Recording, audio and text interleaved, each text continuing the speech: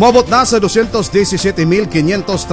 ka mga kliyente ang nakabenepisyo sa batakang serbisyo nga libreng gitanyag sa kagamanang syudad sukad gilusad ni Mayor Rolando Clarex Uy. Ang Clarex nga serbisyo sa baryo, 2 ka tuig tunga na ang milabay. Ang One-Stop Shop Community Outreach Program o mas naila nga KSB, unang gilusad ni Mayor Clarex sa barangay Tignapuluan nitong Agosto 25 tuig 2022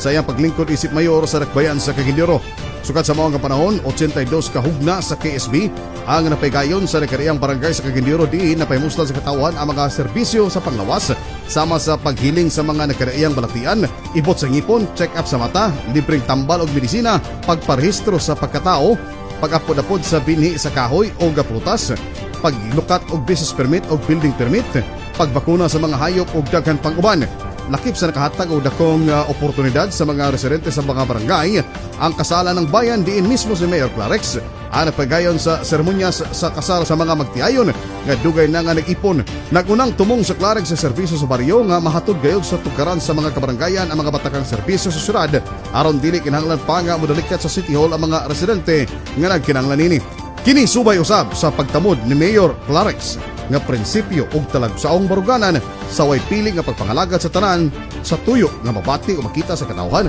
nga ang gobyerno duol sa katawhan, ang katawhan duol sa gobyerno.